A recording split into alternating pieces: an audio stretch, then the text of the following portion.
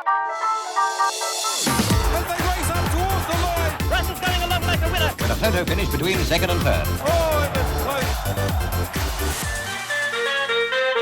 Hello everyone and welcome to another edition of the SmartB Racing Update. Lewis and Bryce with you as always. How are you, Bryce? Good, thanks, mate. How you doing? Yeah, pretty well, thanks. A few races to talk about.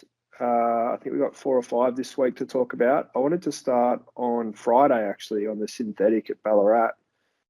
Hopefully we can get the potty out tonight, on Thursday night, and people might be able to get on race 4, number 1, Graceful. Just thought it was a really good run on debut, over 1,000 metres. This horse is bred to get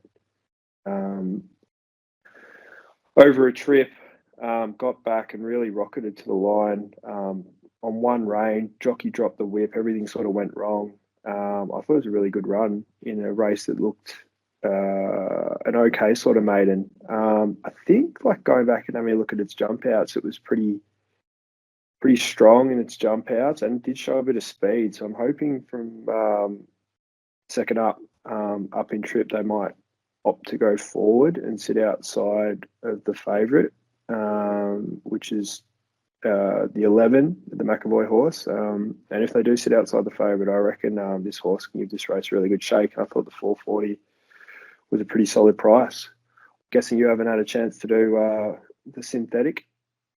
No, I've done a synthetic right up, but yeah, you definitely made a good case there, mate. I'll be watching with close eyes. Probably jump on as well. Beautiful. Let's head to Saturday now. Race 9 at Rose Hill is a benchmark 88 over the 1500, and you're keen to play in this.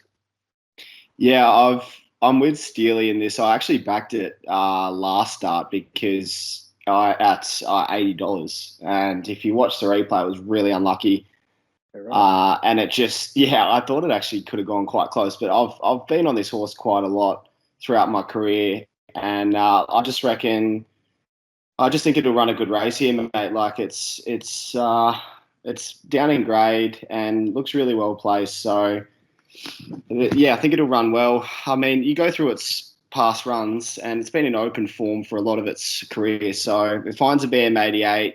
It doesn't read a whole lot on paper form-wise, but you only need to go back to the end of last year, and it was in some really good companies. So expect big improvement here. It finally draws a gate, and yeah, if you watch the last start, the gap closes up when it looked like it had a fair bit to give. So I think this will run a really good race. It's $61 and 14 the place, but yeah, I think it's really big odds, and it's won here before, mate. So I'm not going in chips in, but I think it's worth a spec for sure.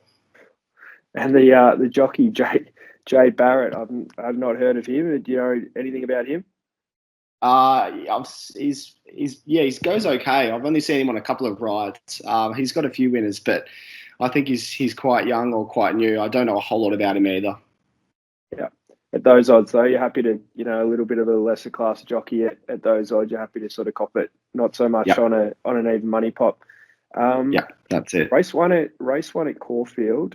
I thought there was a bet, the 4 Husk. It's another one that jumped. It jumped really well their first or last start at Sandown, and they dragged it right back. Whilst the leader was getting sort of a nice time of it out in front.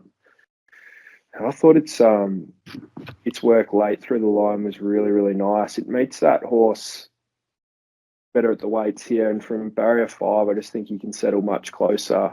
I just wonder whether he might be able to get Blue Renegade, who's getting really deep into its first preparation.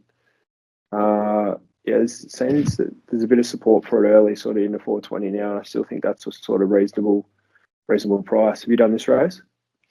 No, I know the runner you're talking about. It's going well. It's got a lot of upside, and yeah, a few people are keen on Blue Renegade as well. It has been up a bit, so it is pretty open. But yeah, you make a good case, mate. I think it's definitely the one on the up. It'd be a nice way to start the day, and I sort of with those like smallerish fields, you feel like you're going to get mainly every chance, especially at Caulfield.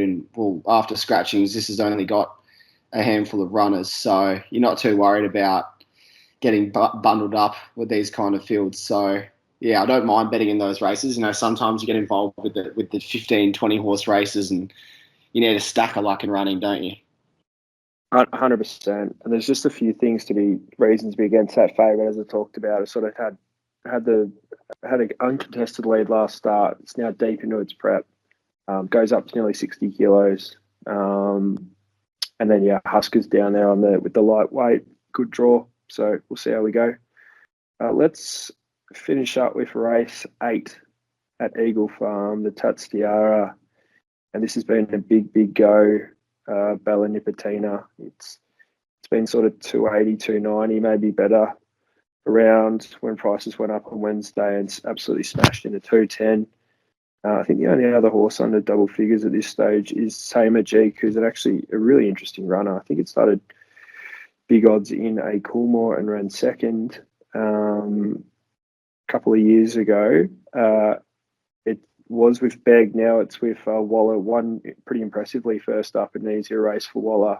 And I think there's a bit of mail around that J-Max crook and might not ride. So yeah, he isn't. That'd be obviously a negative jockey change with here to come off, but it does look the sort of fresh horse on the scene. Are you with the favourite, or are you looking elsewhere?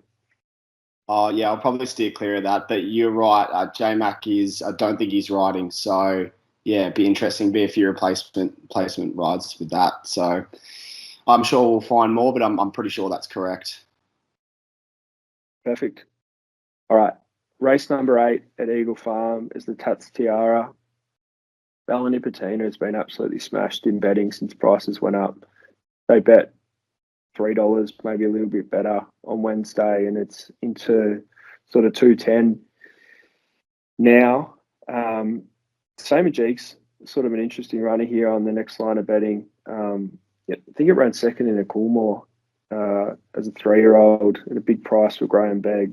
It had a stable change to Waller and won pretty impressively there last start at Eagle Farm. It's the sort of the fresh horse on the scene, but he's up in grade. There's a rumour around that J-Mac might not be riding. I think he's ill. So which way are you leaning in this?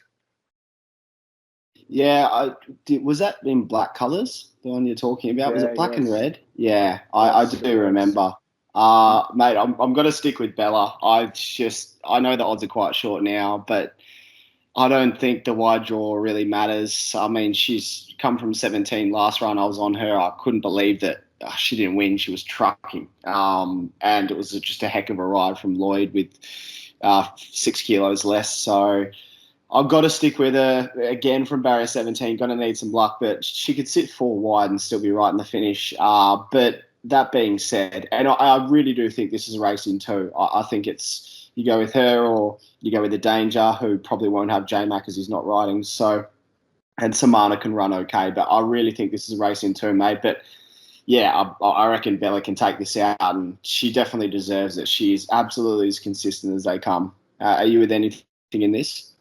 No, I haven't had time to do that race, mate. But I think it's just a case of if Bella Nipotina, obviously she's been up for a while, but and she's been round, like she's been over to Perth and she's been in Victoria and Sydney and she's been all round. But Ma and Eustace no more Eustace. Ma is a freak stable, and if there's anyone that can keep him up, it's him. So yeah, she brings her best. I think you're right. I think she'll be winning.